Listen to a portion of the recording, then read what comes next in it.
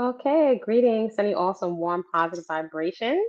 Let me know if you're able to hear me clearly. This is Body Culinary, aka Kwasa Peaceful Eating, and welcome to our Sunday coaching. So we're sharing just the beginning portion. We usually have private coaching every Sunday in the areas of whole, fresh living and unprocessed foods, fitness, and garden slash nature therapy, right? These are leverage lifestyle practices that will stay with you until you're old and your hair is white. And we engage these lifestyle practices because of what it gives us in terms of vitality.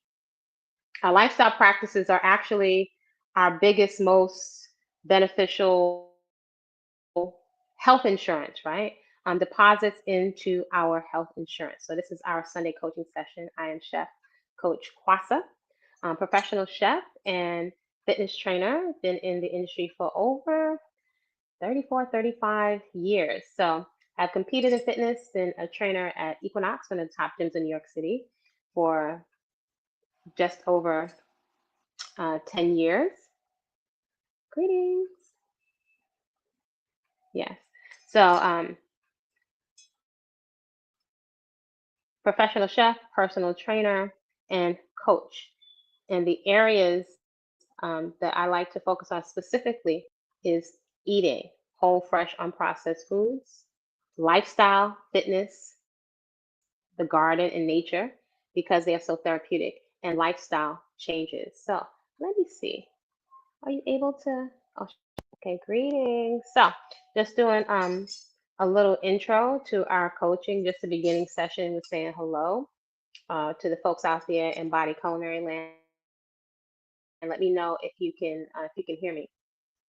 So if you're new to the channel, please subscribe if you're interested in coaching. Reach out to me. My contact information is there somewhere in the bio.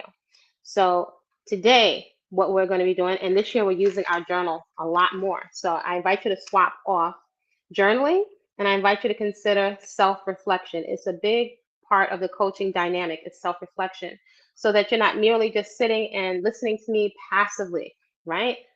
That's a sure way to kind of just stay at the surface. If you really want to go into unpacking self-sabotage, it's necessary for you to participate. So hey, Lily, can you hear me, Lily?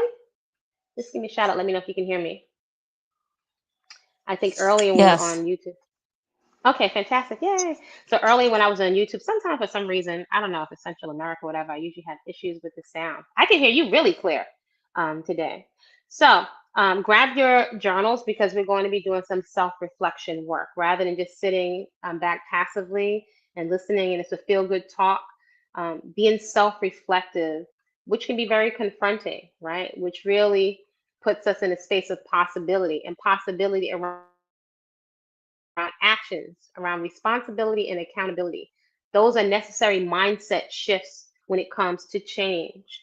In this day and time, most folks, most humans today have experienced some type of trauma, often unresolved trauma. Many of us haven't grown up with tools to process and resolve and therefore move beyond the trauma. So we have lots of people, a lot of the human population walking around with post-traumatic stress disorder. Some people say post-slave stress disorder, but post-traumatic slave disorder, post-traumatic stress disorder, and also complex post-traumatic stress disorder. The difference in the two being with complex post-traumatic stress disorder, it means that an individual usually has been exposed to very traumatic events over a significant period of time, or perhaps a significant period of years. So they're not just having the one traumatic event. Usually it's over a period of time. So that could be anything from being in an environment where there's the environment is volatile to your safety. You're surrounded by lots of sirens and the threat of, imminent danger, people fighting, arguing. Maybe there's riots or gangs. Maybe there's something happening within the house where somebody is misusing, their adulthood or their position of authority. Maybe you viewed a war. A lot of that is very possible today. Maybe you've witnessed something very, very traumatic, or something has happened to you. that is very traumatic. Perhaps you've been violated. This is not uncommon to hear, especially with social media. Social media has allowed people to connect with other people and get support that they might not have gotten within their own groups or their own family or community. The opportunity to feel validated. That's not necessarily insignificant. That's actually very significant. So one of the positive things about social media, it's allowed people to have these conversations or discourses. So again, I invite you to use your journal as a tool for self-reflection. The journal is a tool. Journaling, in contrast to self-reflection, self-reflection requires more of you. It requires that you slow down and really slow down your thoughts and think about your thoughts and how do you feel about a certain thing, right? Because a lot of our emotions are actually driving a lot of our autopilot behaviors. So this is a major tool. Sometimes we can right here and not even want to go back and read the things that we've written. So I want you to watch the resistance, right? The resistance to reading what we've written, the resistance to journaling or self-reflecting on paper. If it's uncomfortable, I invite you to to journey beyond the superficial train of thought, right? The internal dialogue that's going on all the time, and to go a bit deeper into the source that those thoughts are coming from, the feelings and emotions that accompany um, what you're thinking about is coming from somewhere. Every action is preceded by a thought, and the thoughts are fueled by our emotions, right? Okay, so that being said, our self-reflection or contemplation of the question that we're asking, right? That will be our contemplation. And then the self-reflection is actually you processing through writing. Okay, so our contemplation today is how can you make unhelpful weight gain your friend? How can you make unhealthy or unhelpful weight gain your friend? I'm going to add to that. How can you make acne your friend? I'm saying this is somebody that's had a tremendous amount of acne and scarring. What comes up for you when you think of making it your friend? If any emotions come up, do you numb out? Do you think, I don't know how to think about those things? I just know I don't like it. Or maybe it's, I'm comfortable with it. What comes up for you? But the ultimate question is, how can you make it your friend? Is that even possible? So what comes up for you? Any thoughts, Lily? Honestly, that's an actual difficult question for me because I know 100 different ways of why I don't like it, why it's a Mm, problem, why all I see is the negatives. I never really reframed it in a way to make it positive or in a way to like understand it and move forward with the changes. I think me being negative is mm, probably me being negative on the subject of acne and unhealthy weight gain is probably why I'm stuck in it because I don't mm, see a mm. positive. If that makes sense, like I don't. And what the question, the prompt actually made me think that if I actually had a different mindset or saw it in a different way, I might have had a different result. Hmm. So there is no wrong answer, right? There's no wrong answer in self-reflection. Part of the exercise is to really unpack what's there. It's a lot. There's so much packed in it. All of my 54, 55 years of experience are packed down here in my brain. There's no way I can bring 55 years of memory to the forefront of my mind. That's impossible. Even 2 days, even a whole day's work, right?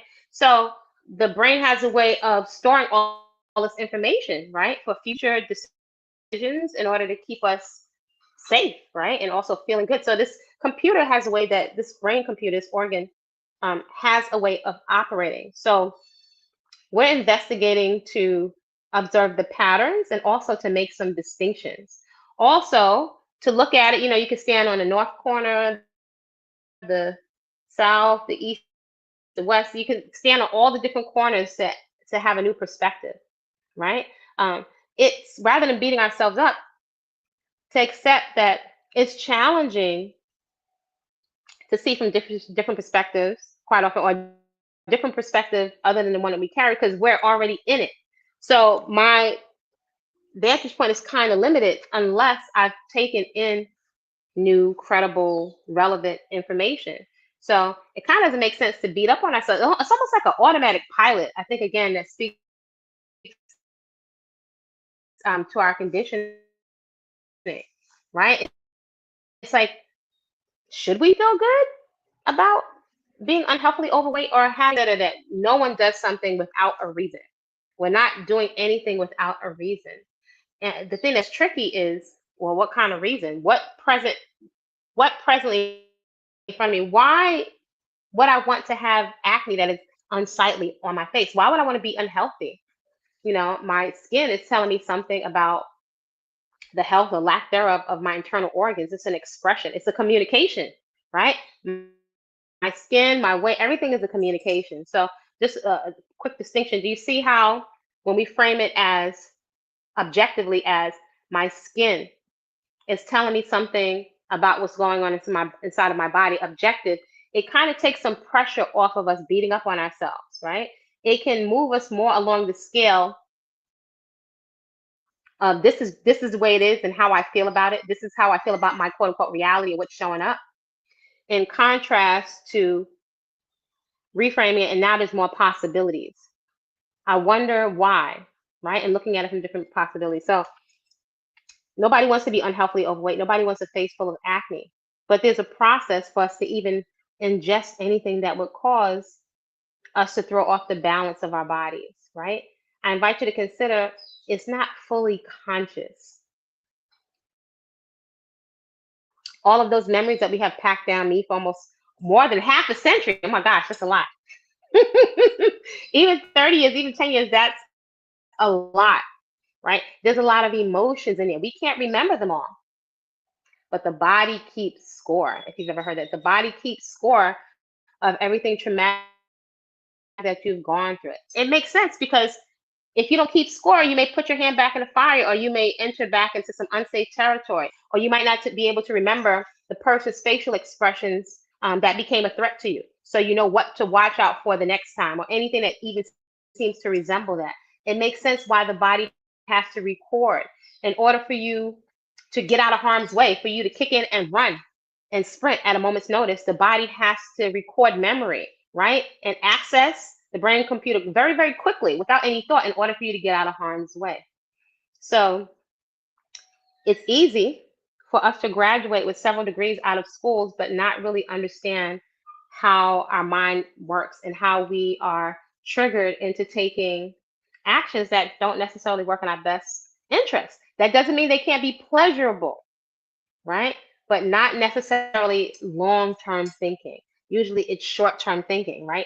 The immediacy of safety, whether that's physical safety, emotional safety, it's immediate, right? So quite often, if you got to get out of harm's way, you're not going to be thinking long-term. Eventually, when you get to safety, you're going to be thinking, "Oof, how do I avoid this?" And the primal mind is going to think immediately what I do. Anytime something even appears to give me that feeling of fear, or even seems like it's that, I'm out of here. Or if you can't escape physically, then we kind of want to turn inside and not see and numb out.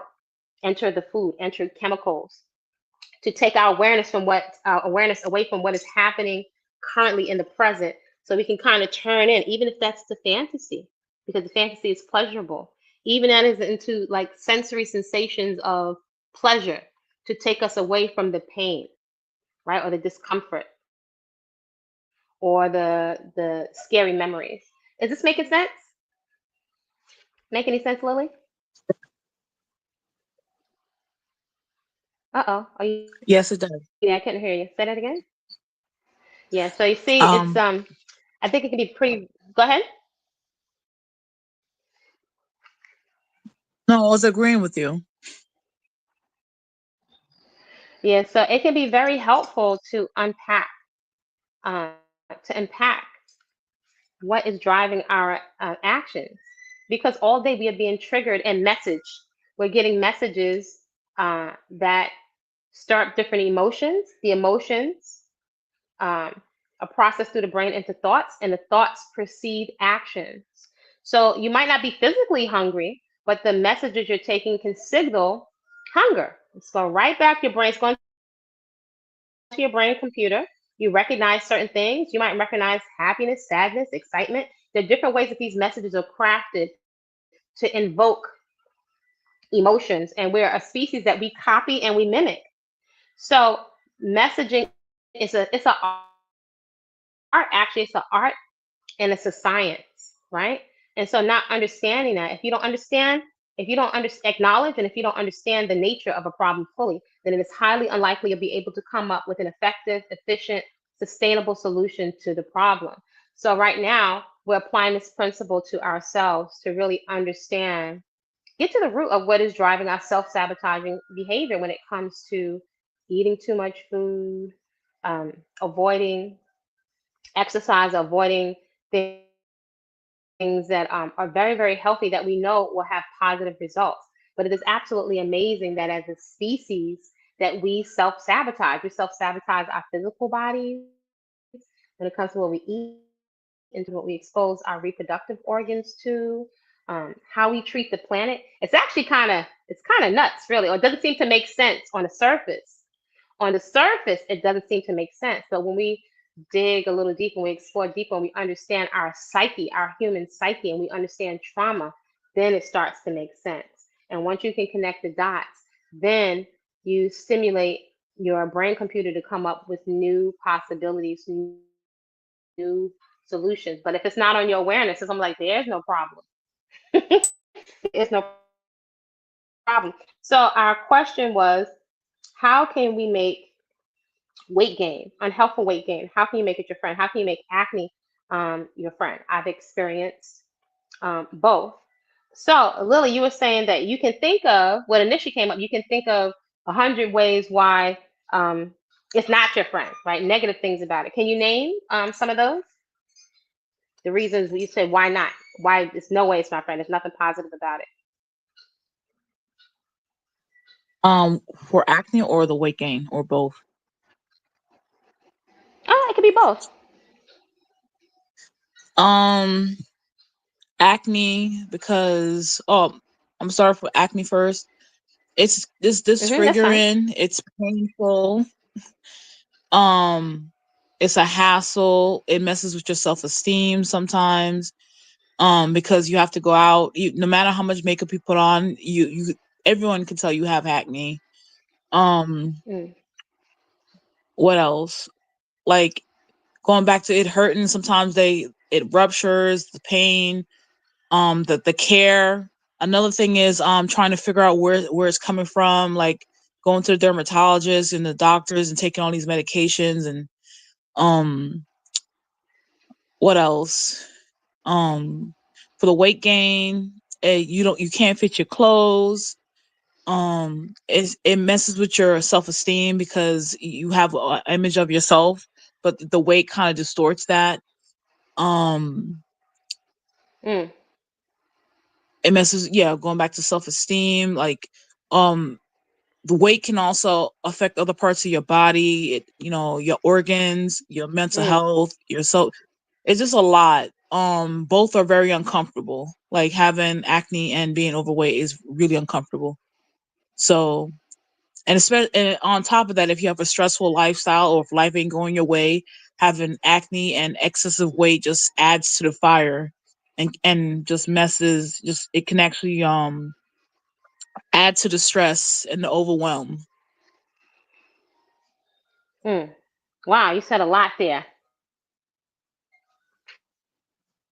Laser. All right. So let's go back to the acne. The first thing that you said that it's disfiguring, right? You said it's disfiguring. So I invite you to just take a moment to make sure you're sitting comfortably. And I want you to just explore. Now, we say it, right? We say words easily, they roll off the tongue. To be disfigured, right? And it's more than ever, this current climate of so much focus on externally what we look like, right? What kind of emotion, what does that feel like? Right? Let's start with on a scale of 1 to 10, right? 10 would be bright, positive, happy, excited. 1 sad, dejected, depressed. What kind of feelings or emotions come up when you think of being disfigured? And it's not necessarily due to an accident, but due to acne. What does that feel like?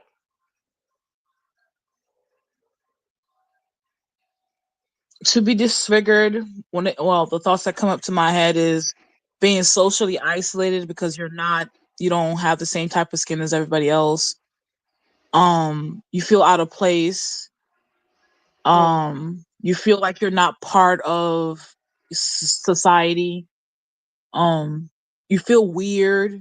You feel like you're not. mm, I know it's gonna sound weird, but you feel like you're not a person sometimes because it's like if you don't look a certain way, it takes away from your humanity. Like you're not considered a person because you don't look a wow. certain way. Wow. Mm. So on that scale of 1 to 10, 10 being like the best feeling, 1 being like the worst feeling, where would you wind up on the scale? One. I'm not gonna lie. I don't like my. Well, actually, lately my acne is really, really good. My face is cleared up, but I don't like it at all. One. 1. Wow. So it's a 1. I have to say, for me, it kind of felt like a 1. And I'm saying it's somebody that's had acne walking around with a buff body for competition. Hey, greetings, T. So it feels the way it feels like a 1. 1 being the lowest part in terms of emotions on the scale, down, depressed, dejected. 10 being excited, happy, exuberant, vital. It doesn't feel too good. We're talking about acne and overweight. And the question of the contemplation today, T, is how can you make weight gain, unhealthful weight gain, and how can you make acne, how can you make it your friend? 2 things that we don't really like about ourselves. I'm not gonna say in Venus positivity, it feels like a 1 to me. I know better. It feels like a 1. That's what it feels like. Ooh, and what you just shared, Lily. Oh my gosh, you're always so insightful. I'm just going to reflect back what you said. You said being disfigured or feeling disfigured, right, with acne feels socially isolating, feeling out of place, feeling rejected by society. Mm, I'm just going to stop right there because those kind of I almost feel like in my chest. I don't know. Do you feel anything when I just said that? Reflected that back to you, Lily? Yes. It almost makes me. It almost brings me to tears. Some people might say I'm really sensitive. I think many people are not, or maybe I just am sensitive. But it almost I feel like almost like a little fluttering in my like in my chest, like emotional. Like if you feel sad or something, it's almost like I feel not excited, but I feel something like almost in my chest. Let me know if you have any thoughts, T. So um, you also said that it's painful physically when you think of it rupturing. So it's going to take a minute to just think about, okay, this we're saying this intellectually with words, but to have acne that is painful and it's rupturing on your skin, what kinds of emotions come up? Where are you on that scale? 10 feeling the best mood, 1 feeling the most dejected and down and disappointed. Where would you be on that scale, Lily? One. Very clear. It's not funny, but just the irony, like 1. Very, very clear. So painful rupture. I used to have like acne that was like almost felt like it was hard, and I was like, and then when it would clear up, it would be like I was like, oh my gosh, took forever for my skin to get clear, and I would just get 1 little like white rock, and I was like, gosh, I would be so upset because like now we got to start this process all over again, and I get a lot of hyperpigmentation and scarring, and I was like, I don't want to wear makeup. I want to be free. I like to sweat and stuff. It felt like a 1. Then you said you spoke to the hassle, right? I know me, I used to buy proactive. I bought everything. Back it was benzoyl peroxide, then you got Caribbean women in your family offering you Venus de Milo, which was a bleaching cream. Back in the day, I'm packing on Noxzema. I'm thinking of maybe if I cool it down. That was a lot of it was a hassle. It was quite a bit of money. It made me feel like preoccupied or just very worrisome. Actually stressed about it because I know how we are judged based on how we look. People consider you unhealthy. Some people might consider you dirty when you are overweight or you have acne. You gonna say something, Lily? I was gonna say, going like adding on to the whole Caribbean thing because I've had acne since 13. My mom, she thought, well, I took a bath twice a day, and that's still anyway. Her recommendation for it was Dettol or pouring a little bleach in the water. That made it worse. My mom did Woo! not have any Did that burn? Oh knowledge my on how to. gosh. Yes, it did. It made, and it also did not help my self esteem because it's kind of like no matter how much I took a shower or took a bath, I felt dirty. And my mother, she didn't understand, is out of ignorance. She said the reason why you're breaking out like that is because you're dirty and you need to wash yourself Wow. more. Wow. Oh my gosh. That feels like a little traumatizing to me. All right, so let's go back to the scale. On the 10 is on the side of feeling excited, exuberant, joyous, happy, pleased. On the other end, dejected, down, depressed. Where would you be on the scale in terms of the hassle from the acne? Where would it put your emotions? How does that feel on the scale? One. Woo!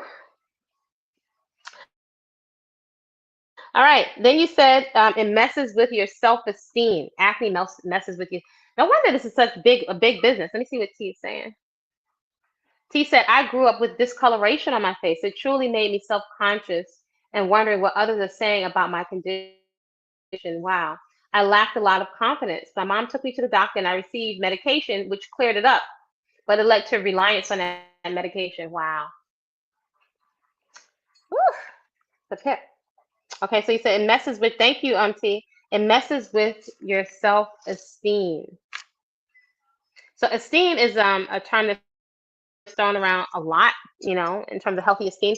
We're led to believe that if we just get more clothes and we put on more makeup, we have makeovers today, that's going to help our self-esteem. Now, I can't tell grown folks what to do. I can only share from one person's perspective as an individual and as a coach. Let's say you feel better. I like wearing nice clothes. I like expressing myself through fashion. I do enjoy mascara sometimes. But what happens when you take that stuff off? Can we honestly say that our esteem is high when we take the stuff off? So you can let me know what your thoughts are, Lily. No, when I take the makeup and the wigs off, I don't know who that is in the mirror. And it does cause body dysmorphia because you don't like the person you see, the natural, actual, realistic person, the real person, which is yourself. You can let me know what you think, T. Yeah, I didn't wear. I was never a big makeup wearer, but I kind of would feel that way when I would take off my mascara. It might seem like such a small thing, but I would just feel like I didn't look like myself, or even though it was one feature, it was so magnified. I just didn't feel as cute or whatever, as cute when I took it off. So that means I'm not feeling cute, right? And so it almost felt like I put the thing on, my esteem is better, and I get compliments or whatever on my eyelashes, which are pretty long, they're more pronounced. Put it on, I get feedback. Take it off, I blend in. I'm a nobody. I just blend in with everybody else, right? So it definitely messes with your self esteem. Then you said, you had to go to a dermatologist for medications, which is an expense and an inconvenience. Often become reliant on the medications.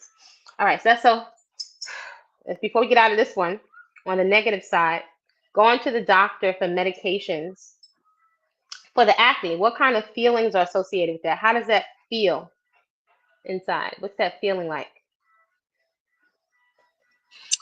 Going to the doctor makes me feel like something was inherently wrong with me because I had acne.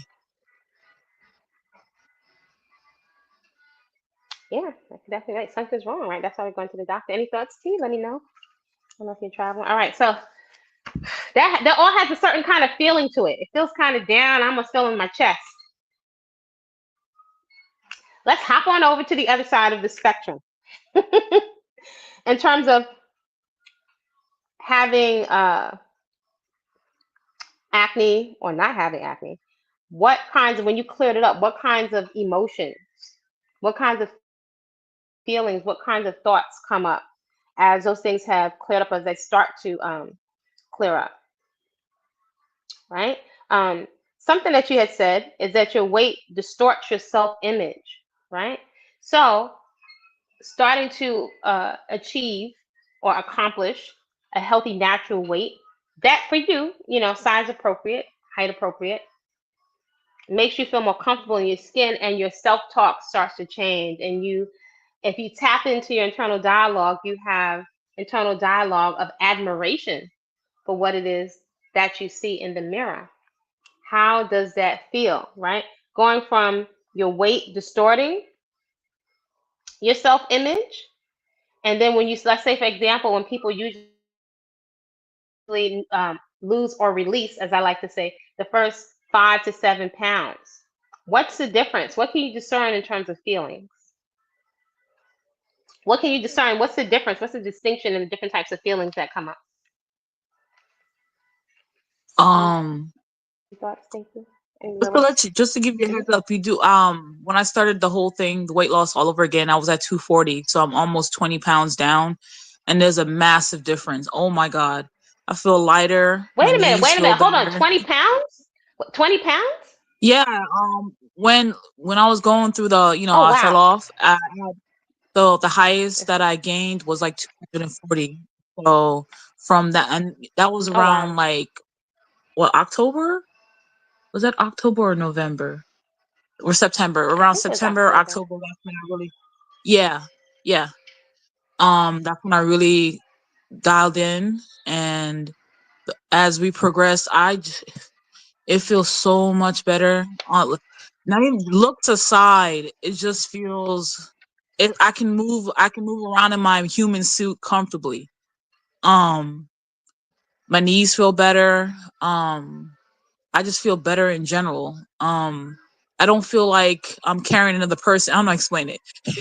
Like, because when you have all that weight, it's like you're dragging like weights on you, and you're trying to get through life.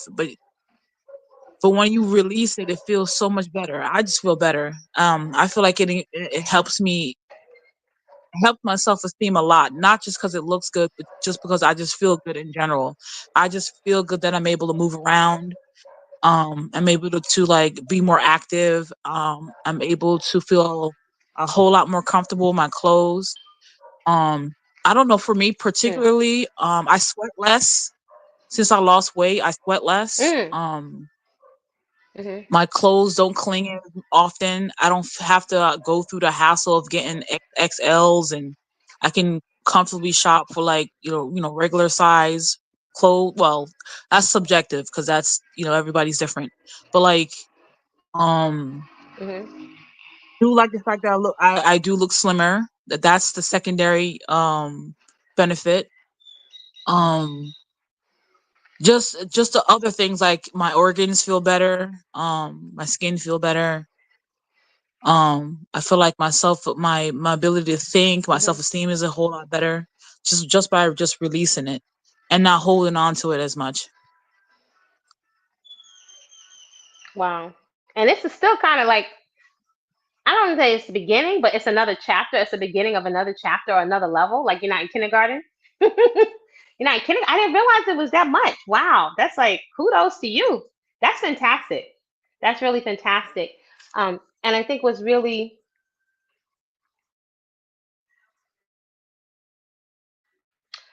so wonderful, like in your case, is, or many people, you can think it's so slow. You can think many people think that the work that you do, like the journaling or 20 minutes of cardio, we have a tendency to think that it doesn't make a difference, but it does. It's the consistency over time. It's the tortoise and the hare.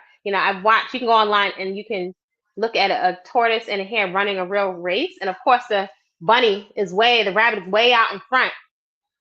It's almost like right there at the finish line. The tortoise is all the way back here. But the bunny is so excited and distracted, it's hopping all around the place. And the tortoise is going straight and down. And the tortoise actually winds up winning, right? So it's a good way to frame for yourself the whole process of transformation, right? A lot of internal dialogue that beats up on ourselves, that's highly supercritical, starts to come up, right? It starts to come up even as we engage our movement practice.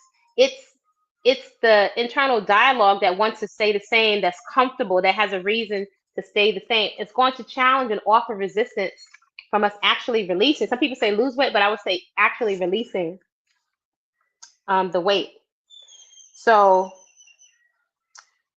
you said the weight affects your organs. Now, the organs don't get a lot of play because most people are tuned in more into the muscle, because the muscle you can see. You can't necessarily see your thyroid or your heart muscle or your kidneys or your spleen or your liver. So they don't get as much play. Yet the liver, for example, is responsible for filtering all the toxins out of your body. And a lot of the population now has fatty liver, right? Now, a lot of population has even children with non-alcoholic fatty liver. So you don't just get a hardened liver merely from alcohol. You're also getting it from consuming too much starch. So there's a lack of education that's there. There's a lack of these types of communications for there to be new information circulating. Even with the new information, also, you want to be able to apply the information, right? This is why we want to use our journals for self-reflection, so we can get really clear here. And this is also a practice. This is a practice, as well as getting into your daily movement practice and whole, fresh living and unprocessed foods. They go together. They go together. Any thoughts, T? Let's see her over there. If you have any thoughts, then put them into the chat.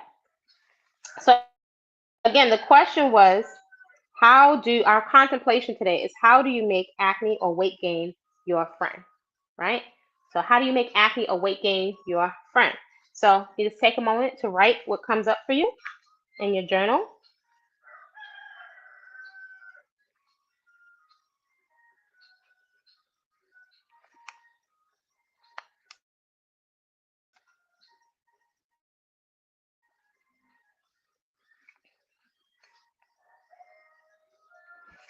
Okay, give you a couple more seconds. And we're gonna hear what you come up with. First, is it even possible? Do you think that acne or unhealthful weight gain can be your friend? So T, Miko, so let me know what your thoughts are. Can something like an excess unhealthy tissue, how is it possible that it can be your friend? Is that even possible? Right? Same thing, Lily. How is it possible that it could be your friend? How's that even possible? Go ahead. Well, I guess by reframing it, instead of it being negative, it doesn't have to be a negative or a positive, just that your body is communicating to you that it needs correction, because as we get older or life changes, our composition changes as we age. So instead of seeing it as an issue, see it as a sign that your body is telling you, I need assistance, please make these corrections so we can move through life in a healthy manner. Spot on. It's a communication, right? So I invite you to frame, let's say in the area of acne. What could your body possibly be trying to tell you with acne, right? This is the largest eliminative organ, is your skin, right? Something is coming out through your pores. Obviously, something had to go in there first in order for it to be able to come out. Let's see what T is saying. Tamiko said, well, I let it teach me what I need to learn in terms of how it makes me feel and what exactly I need to change. So elaborate a little bit more, Tamiko. What is it telling you? See if you can identify or take the time to identify what's the feeling and to acknowledge what it is that you need to change, right? And to write these things out is important because sometimes it can come up in a moment of clarity and it goes away. So we want to strive to take this stuff out of our heads, right? and put it on the paper so we can see it. Uh-oh. Objectively. Did I lose you guys? No, you're still right there. Right? How is it that it can be our friend? For me, I would say body weight is talking to me about my distraction. So I know for me, excessive or unhealthy weight. At this particular point, I don't eat any junk food, which I feel so fortunate and so blessed. And I also can clearly make the distinctions between water weight, body weight, or muscle weight, water, body weight, and fat, excess or adipose tissue, the technical term for fatty tissue. When I am triggered, distracted, or stressed, um, I make it a practice. It's easier, a little bit easier now, or more, let me say instead of easy, more accessible to me now because it has been an ongoing practice, right? But without the practice, I likely would not have any awareness. It's almost like this insight, my body's communicating with me. This insight comes through the mind and it just passes away. We don't capture it. We don't stay in the state often of awareness. If anything, I would say current culture has us in heightened disconnection and heightened cognitive dissonance. I would even say cognitive dissonance is the order of the day. And it's like we know, even if we know intellectually, there's a disconnect from the emotions or the feelings around it, right? There's a cognitive dissonance. We know, but we don't do. So we know something is unhelpful for us. We know something is going to make us to gain an unhelpful amount of weight. We know there's certain things that we don't portion, right?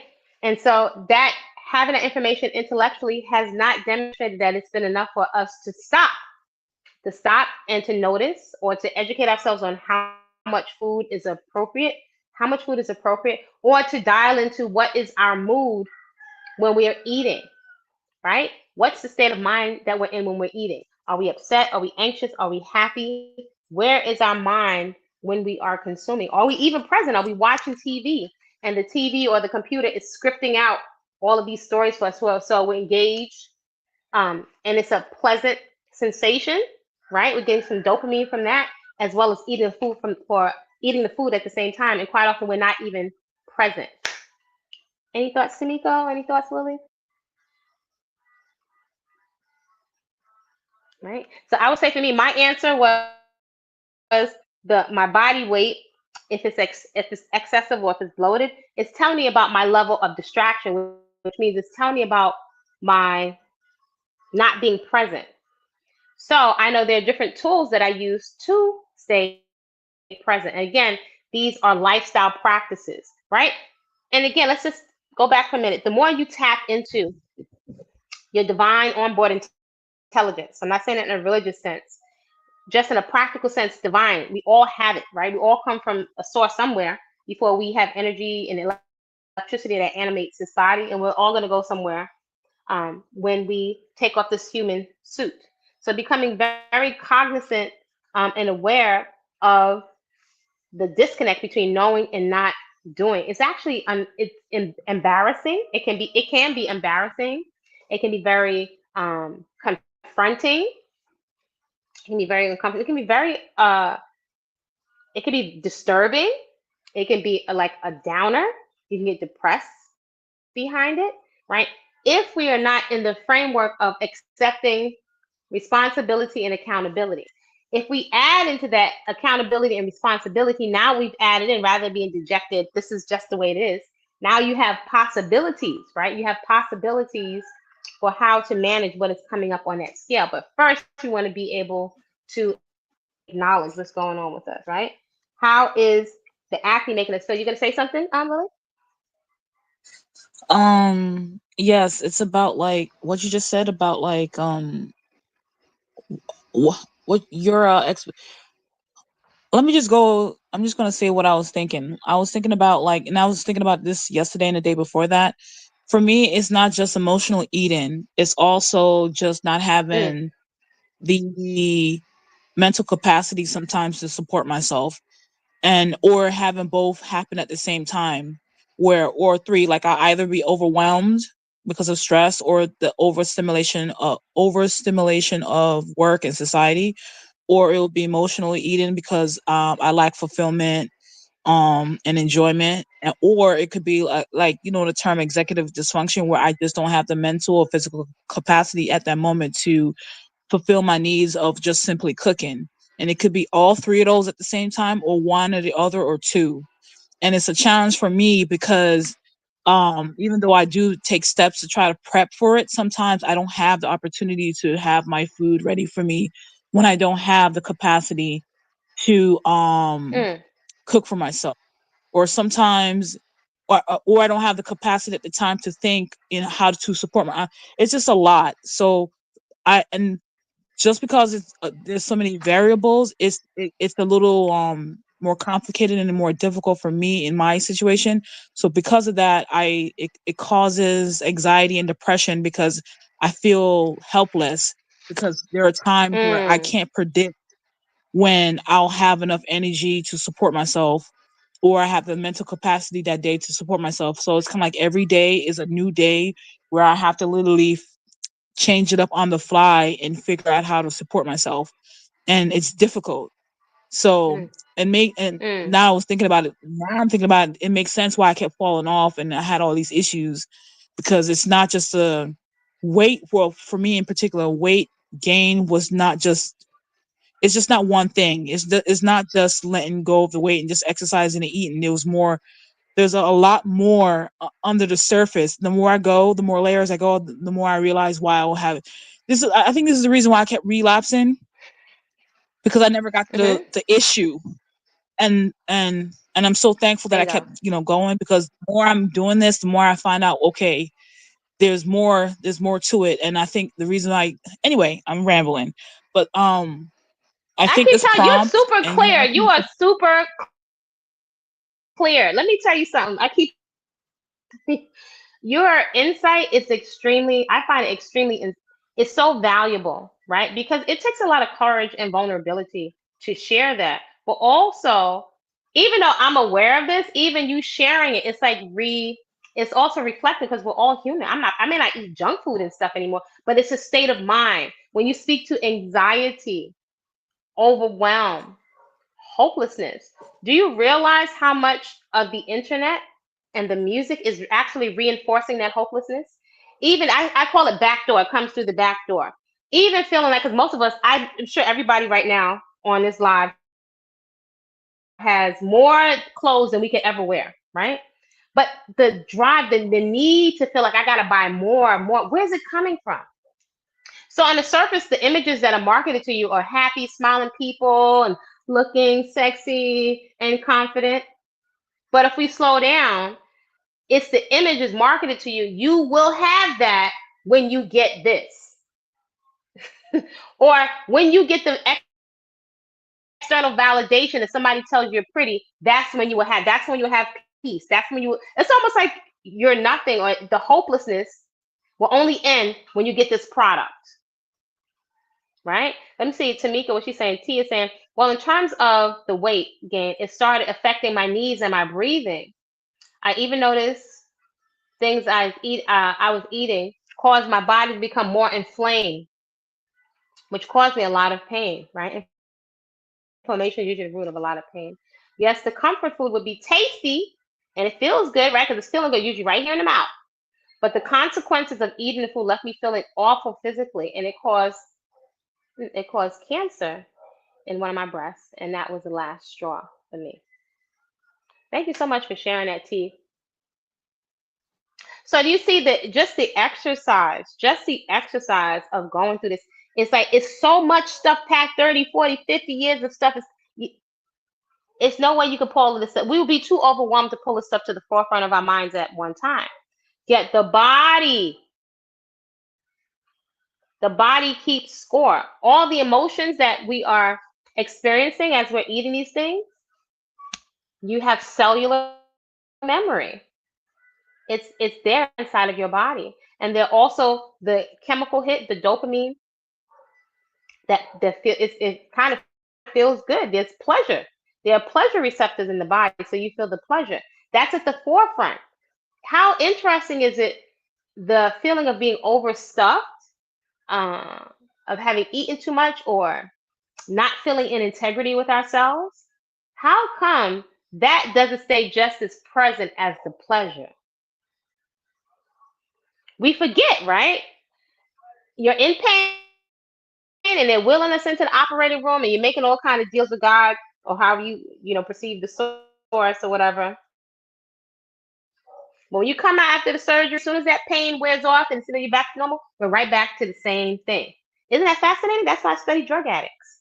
It's absolutely fascinating. But there is some, even if you can't articulate it, there is something distinct. There's a pattern, right? If we think of pattern recognition, there's something very distinct that is taking place. There's a pattern. To identify the pattern can shorten your learning curve and to be able to articulate it. So just the exercise of starting to, like I like to call, unpacking the emotion, right? Rather than just following our thoughts around, right, and acting them out, slowing down to investigate where they're coming from and what underlying emotions are there. Because before every action, there is a thought, right? And there's also emotions. You gonna say something, Lily? I wanted to say something. I on Mm-hmm. Friday I had an epiphany, right? So Mm. we live in a microwave society, everything is convenient. You would think with all these health food, like you already know, like online in general there's a huge health food fitness market. But as I was driving around on Friday trying to find something to eat that wasn't like had a ton of sugar, salt, fat, and starch on it, it was hard Mm-hmm. and I felt like I was in a food desert. Like I was like, oh my Mm. god, there's no place to really eat. Like everything is oily, fatty. I'm like, oh. So one place that, and even if you do find a place that was healthy, they'll charge you out the wazoo for vegetables. I was mad. Anyway, I'm sorry. I was so mad and salty. I'm like, oh my god, if I don't save myself, I'm gonna get got out here. I felt like I was trapped. I felt like I had no choice. Like either you eat this processed, overly processed food, or get the hell out. I'm like, but I'm hungry.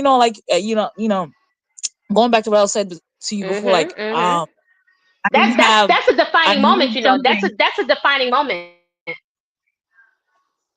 Did you heard me? I need, That's a key defining moment. That's a defining moment because it's so quick when you may have to make that decision. You just said, right? I'm starving. I'm hungry. That's a defining moment in terms of what are you going to do, right? And it's usually not going to happen one time. That's a key defining moment.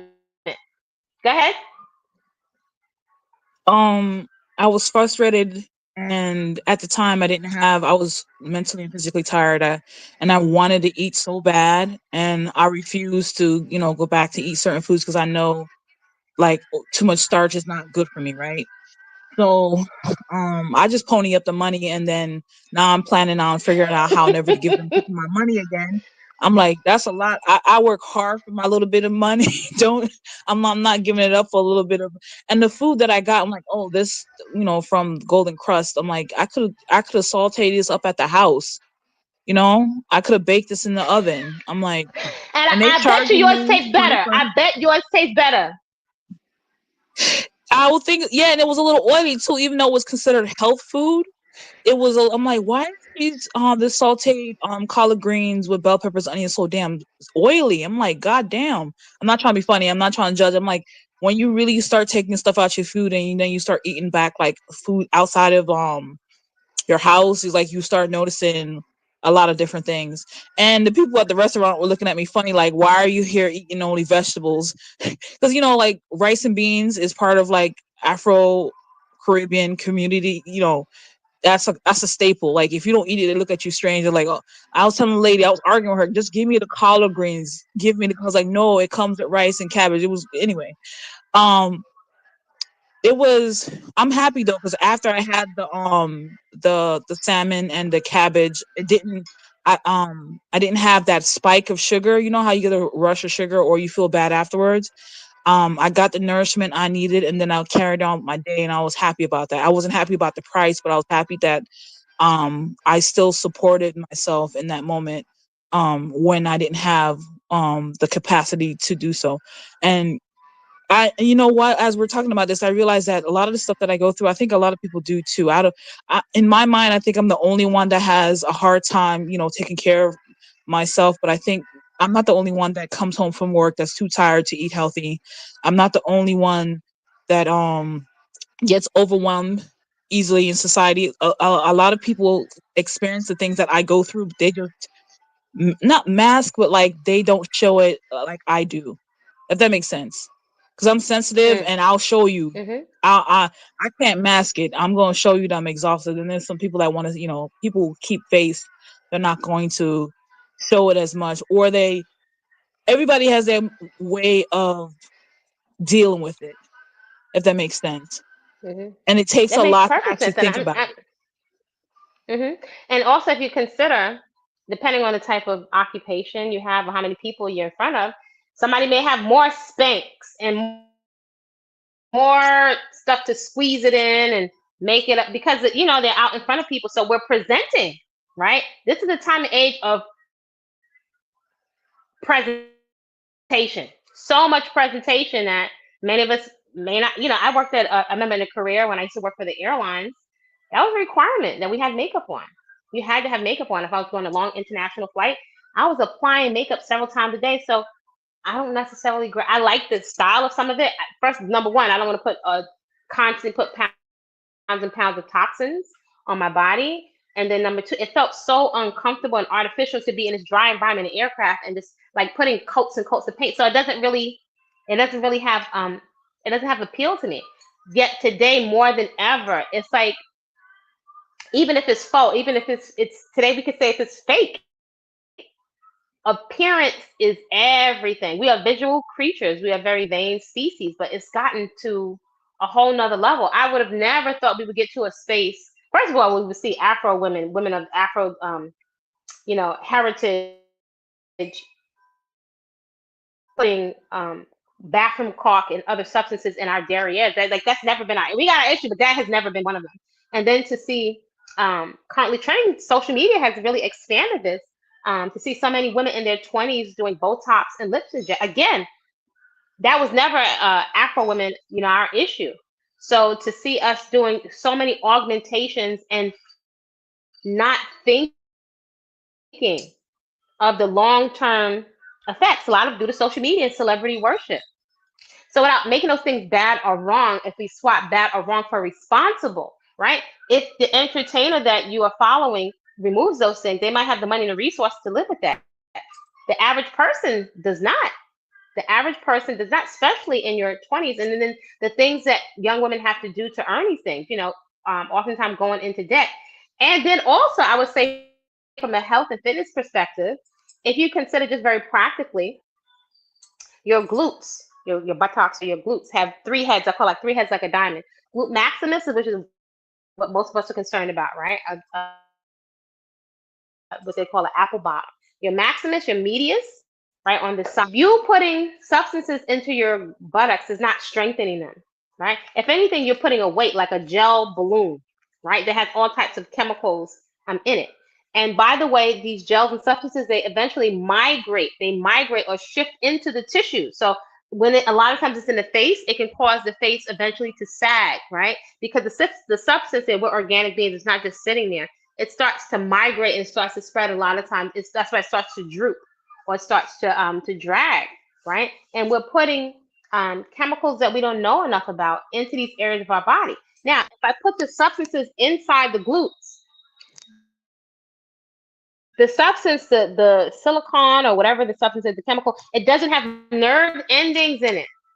It doesn't have nerve endings. So I need my muscles to fire to activate for me to pick up and run and sprint to get out of harm's way. But now I put some dead weight in there that doesn't do anything. It doesn't really serve a purpose in the body, right? So it's actually holding me back because if I need to get away, I've got like heavy water balloons or something back there. So it has an aesthetic, and then when its aesthetic goes out of style, which is kind of downtrending now to a certain degree, then what do? The average person is left to deal with that, right? And so popular culture is really ruling and having a deep effect on our choices in terms of us feeling secure in our own hair and skin, right? And it's an individual thing, But just if we are honest, which requires courage and vulnerability, even if not online to yourself, if we are honest, can we honestly say that we are affected? I know I was affected and am still affected, though I made a conscious decision many years ago to embrace what it is that I have. Right? Can we honestly say that we're not affected, we're not pressured, um, in terms of the choices that we make, in terms of managing acne, managing our weight, um, the mania, the hysteria, the anxiety when it comes to our public face? It's almost like we can't relax. And I think at a certain point in your life, when you get to a certain age, it should be time for you to relax into what you have, right? Instead of distressing about what strangers are thinking about you. Any thoughts, ladies?